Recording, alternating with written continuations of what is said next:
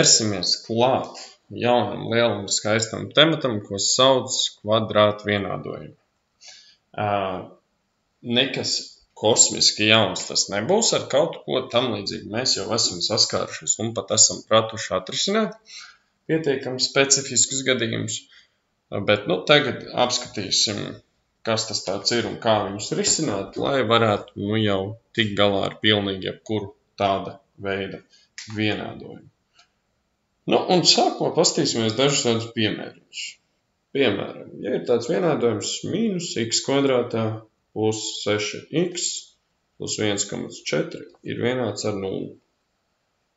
Vai 8x kvadrātā mīnus 7x ir 0. Vai arī tikpat labi x kvadrātā mīnus 4/9 ir 0. Ja mēs skatāmies uz šiem trim vienādojumiem, jautājums, kas viņiem īsti ir kopīgs? Visiem trim kopā. Redzam, ka visos trīs parādās mainīgais x kvadrātā.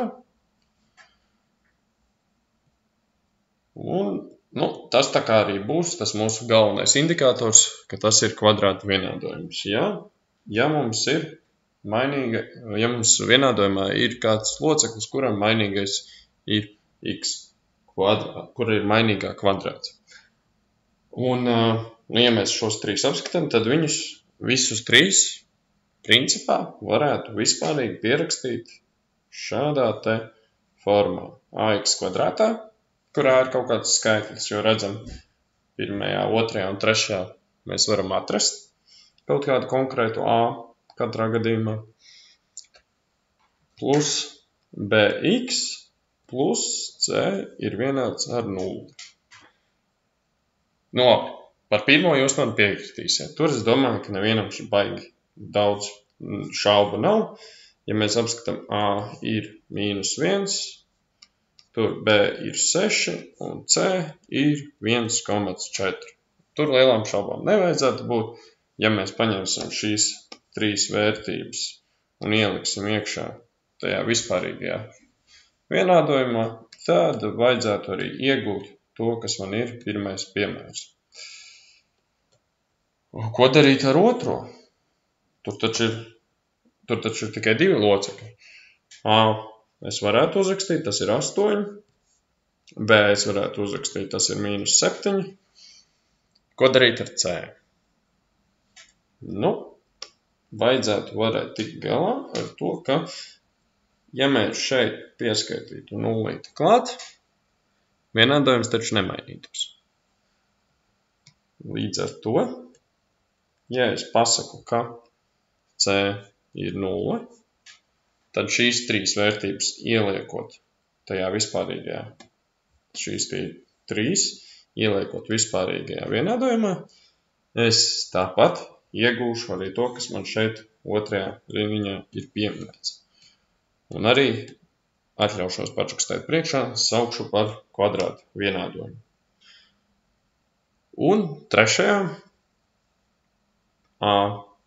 šeit it kā neko neredzam, bet es ceru, ka saprotam, ka ja reizinam ar 1, tad iegūstam to pašu x kvadrātā, tāpēc a man arī ir 1.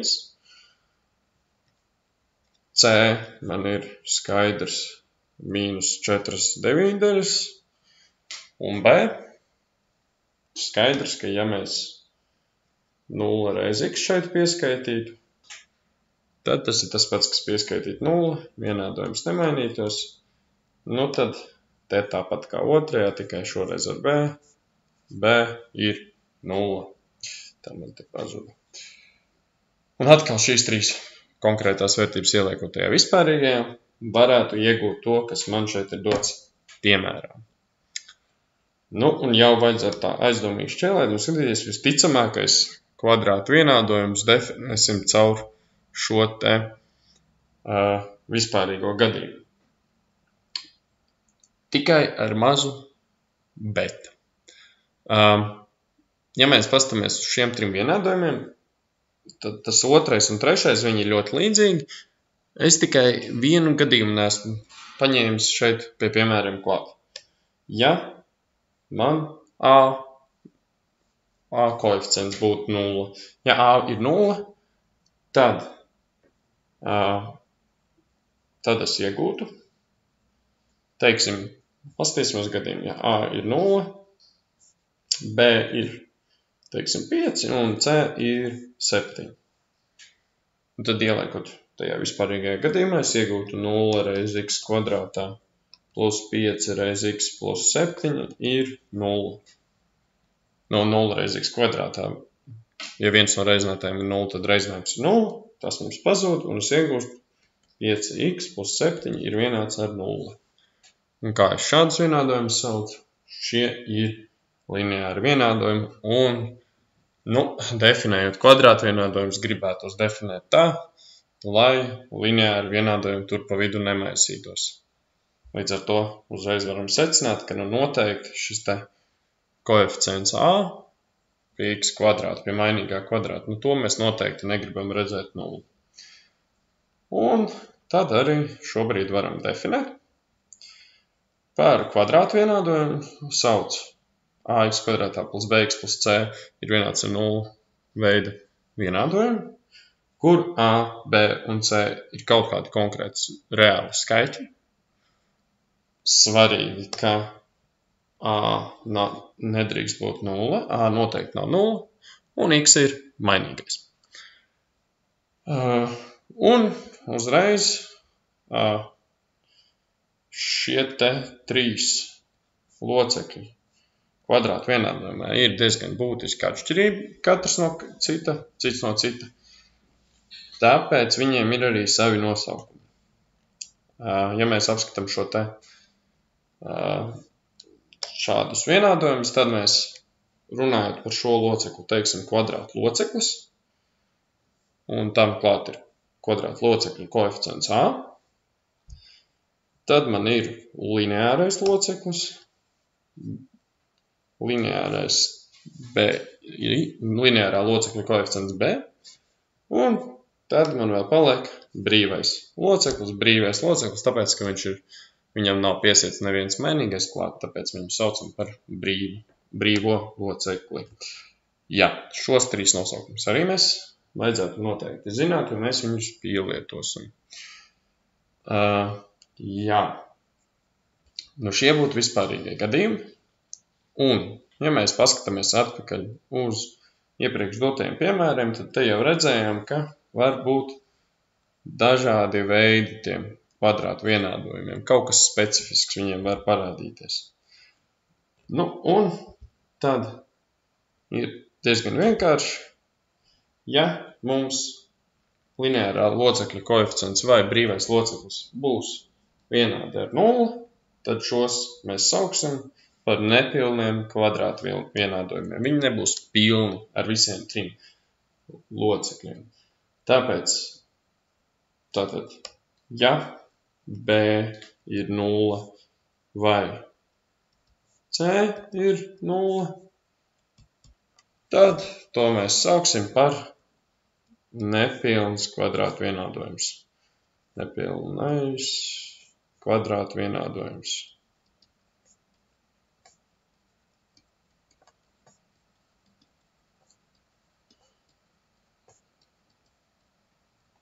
Un nepilnai kvadrātu vienādojumi mums ļoti patiks, jo tādus atrisināt ir ļoti skaisti, īsi un vienkārši. Piemēram, tīri pierakstīsim kādu piemēriņu nepilniem kvadrātu vienādojumiem, lai tīri pārliecinātos, ka ir skaidrs, kas tas tāds ir. Nepilna kvadrātu vienādojumi varētu būt mīnus 2x kvadrātā plus 7 ir 0. Tikpat labi var būt arī 3x kvadrātā mīnus 10x ir 0, un tikpat labi var būt arī, kad gan B, gan C ir 0, tātad mīnus 4x kvadrātā ir 0. Arī šis ir nepilnais kvadrātu vienādojums, šie mums vispār būs vismīļākie gadījumi, jo viņus pavisam ātri, īsi un vienkārši varēs atrisināt. Un arī te mēs redzam 3 veidus, kuros mēs iedalām nepilnos kvadrātu vienādojumus. Pirmais. Ax kvadrātā plus c ir 0, jeb man b ir, jeb man b ir 0, un šeit c noteikti nav 0, un a jau nav 0 no kvadrātu vienādojuma definīcijas. Otrs veids, ja mēs skatāmies uz otro pierakstīto piemēru, tad to mēs varētu uzrakstīt vienkārši kā ax kvadrātā plus bx ir 0, kur svarīgi, ka b nebūs 0.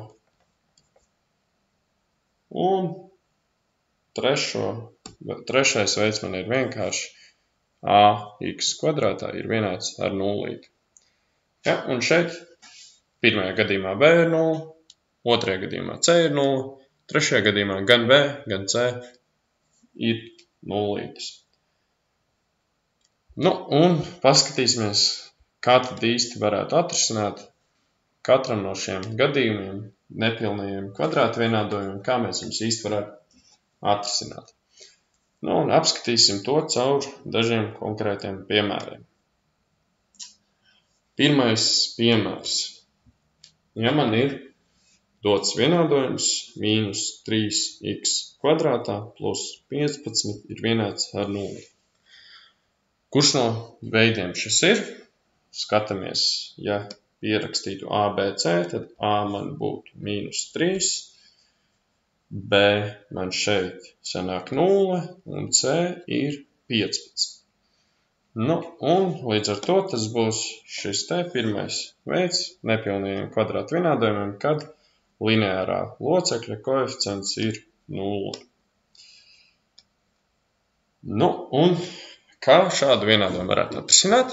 Jūs jau līdzīgus risinājāt. Vispirms varētu pārnest 15 uz otru pusi. Iegūšu, ka mīnus 3x kvadrātā ir mīnus 15. Tad abas puses var izdalīt ar mīnus 3. Iegūšu, ka x kvadrātā ir 5. Un beigās pēdējais solis x ir plus mīnus kvadrātsakne no 5. Vienādojums tā kā būtu atrisināts. Divas saknes, mīnus kvadrātsakne no 5 un kvadrātsakne no 5. Otrs piemērs būtu 4x kvadrātā plus 3 ir 0. Kā šādu risināt? Protams, varētu spriest par viņu, paskatīties, ka man rekur taču ir x kvadrāts, jebkur skaitļa kvadrāts ir nenegatīvs, pieskaitot vēl 3 klāt. Noteikti šī summa būs pozitīva, tad 0 nevarētu sanākt. Bet, ja mēs negribam spriedelēt, bet pavisam īsi un ātri atrisināt, tad varam arī rīkoties citādi. Līdzīgi kā pirmajā piemērā pārnesam brīvo locekli uz otru vienādojumu pusi, iegūst, ka 4x kvadrātā ir mīnus 3, abas puses izdala ar 4, x kvadrātā ir mīnus 3 ceturtdaļas, un tagad var apgalvot, ka šeit sakņu nebūs, jo x kvadrāts nevar būt negatīvs. Tad bez īsti gariem spriedelējumiem uzreiz var apgalvot, ka šeit sakņu nav, jeb x pieder tukšai kopai, nav tādu skaitļu x, kuriem šis vienādojums būtu patiesis. Ja vispārīgi pierakstam, tad vienā nepilno kvadrātu vienādojumu, kuru mēs varam pierakstīt formā ax kvadrātā plus c ir vienāds ar 0, var atrisināt, ja vispirms c pārnesam uz otru pusi, iegūstam ax kvadrātā ir mīnus c, tad abas puses izdala ar a, iegūst, ka x kvadrātā ir mīnus c dalīts ar a, un tad x saknītis ir mīnus kvadrātsakne no mīnus c dalīts ar a. Un otra saknīte ir plus kvadrātsakne no mīnus c dalīts ar a. Pirms uztraucamies, kārtējo reizi atgādināšu, šī te mīnus zīme nenozīmē, ka zem saknes mums ir negatīva izteiksmes vērtība, mīnus c dalīts ar a. Tā mīnus zīme mums tikai nozīmē, ka es mainu zīmi uz pretējo. Tam dalījumam c dalīts ar a. Nu, un no tā varam arī secināt, ka ja zem saknes esošā izteiksme mīnus c dalīts ar a ir negatīva, tad sakņu nav, ja x pieder tukšai kopā. Ja man zemsaknes izteiksme ir negatīva, saknē šeit nav jēgas, nevar izvilkt kvadrātsakni. Tas ir kā otrais piemērs, kā otrajā piemērā redzējām. Tad, ja man prasa kāds, ka x kvadrātam ir jābūt negatīvam skaitlim, tad es saku, ka tas nav iespējams un tāda mainīgā nav. Un otrs, ja man otrs, to es jau šeit pierakstīju, ja mīnus c dalīts ar a, tā, es pierakstīšu šādi. No otrs, ja man mīnus c dalīts ar a ir pozitīvs, tad man ir divas saknes, kuras ir plus mīnus kvadrātsakne no šī mīnus c dalīts ar a. Tas tā kā būtu ar pirmo veidu tikuši galā esam. Tālāk, nākamie piemēri. Trešais piemēriņš, ja man ir dots šāds te kvadrātu vienādojums, nepilnais kvadrātu vienādojums 4x kvadrātā plus 9x ir vienāds ar 0. Kā šādu risināt? Līdzīgus arī esat jau risinājuši. Nevajadzētu būt nekādam lielam šokam. Tas, ko mēs šeit varam izdarīt, ir paņemt x pirms iekavām. Iznest reizinātāju pirms iekavām. Iekavās paliek 4x plus 9 ir. Viss šis reizinājums vienāds ar 0. Un vecais labais triks ar reizinājums ir vienāds ar 0. Tad noteikti viens no reizinātājiem ir 0. Vai nu x ir 0. Vai 4x plus 9 ir 0. Ja mums ir divi reizinājums, tad vai nu viens no reizinātājiem ir 0, vai otrs no reizinātājiem ir 0. Un pirmais reizinātājs x ir 0, esam jau atraduši kādam mainīgajam x jau ir šis reizinātājs 0, un otru risinot iegūst, ka 4x ir mīnus 9, x ir mīnus 9 ceturdaļas. Nu, un šīs arī ir manas abas saknes. Pirmā saknīte man ir 0, x ir 0, un otra sakne šim vienādojumam dotajam sākumā ir mīnus 9 ceturdaļas. Un mums par laimi šeit arī citādi baigas pēcgadījumi šāda tipa vienādojumiem nebūs. Otrā veida nepilnajam kvadrātu vienādojumam ax kvadrātā plus bx ir vienāds ar 0. Viņu mēs risināsim pēc vienas standarta schēmiņas. Paņemam mainīgo x pirms iekavām. Iekavās paliek ax plus b. Šis viss reizinājums ir vienāds ar 0. Un vismaz vienam no reizinātājiem vajadzētu būt 0, lai reizinājums būtu 0. Tātad vai nu x ir 0, vai ax plus b ir 0, b pārnesam uz otru pusi, ax ir mīnus b, un izdalām abas puses ar a, iegūstam x ir mīnus b dalīts ar a. Nu, un šeit mēs jau redzam ļoti skaistu foršu īpašību. Jebkuram nepilnajam kvadrātu vienādojumam, kuram brīvais loceklis ir 0, un lineārā locekļa koeficients nav 0, vienmēr viena sakne būs 0. Konkrēts skaitlis x ir 0, vienmēr tā mums būs jauka saknīte, un otra saknīte šeit būs vienkārši mīnus b dalīts ar a. Bet, risinot, gan es gribētu šo te risinājumu redzēt. Un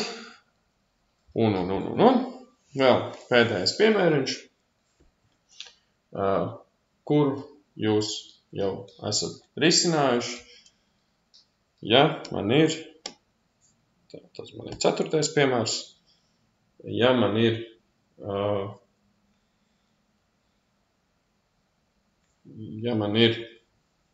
dots, teiksim, 5x kvadrātā ir 0, tad šeit man jau ir reizinājums, kuru ir reizināts 5x un vēlreiz ar x, jeb x kvadrāts. Pateicu, ka šis reizinājums var būt 0. Ja labi gribam, izdalām abas vienādojuma puses ar 5. Uzreiz dabūjam, ka vienkārši x kvadrātā ir vienāds ar 0, jo 0 dalīts ar 5 arī ir 0. Ja to tā citīgi gribam, un x kvadrāts var būt vienāds ar 0 tikai un vienīgi tad, ja x ir 0.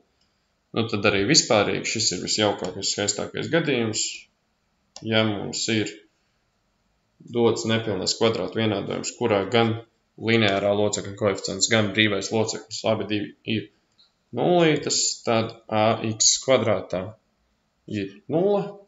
Šādu te vienādojumu varam pavisam ātri atrisināt. Ja ir dot šāds vienādojums, abas puses izdalam ar a, iegūstam, ka x kvadrātā ir 0 un x ir 0.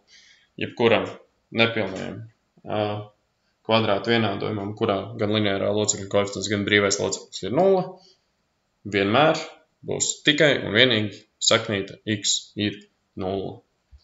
Un jau redzam, ka gan otrā veida, gan trešā veida, jeb šādam un šādam lineāram kvadrātu, nevis lineāram, bet šādiem nepilniem kvadrātu vienādojumiem vienmēr ir saknes. Nav gadījumi, kad šāda veida kvadrātu vienādojumiem nav saknes. Vienīgais nepilnais kvadrātu vienādojums, kurā var gadīties, ka sakņu nav, ir šis te ax kvadrātā plus c ir vienāds ar 0, jo tur mēs varam iegūt, ka x kvadrātam ir jābūt vienādam ar kādu negatīvu skaitli, kas, protams, nav iespējams. No teorijas šodien tas mums arī ir viss.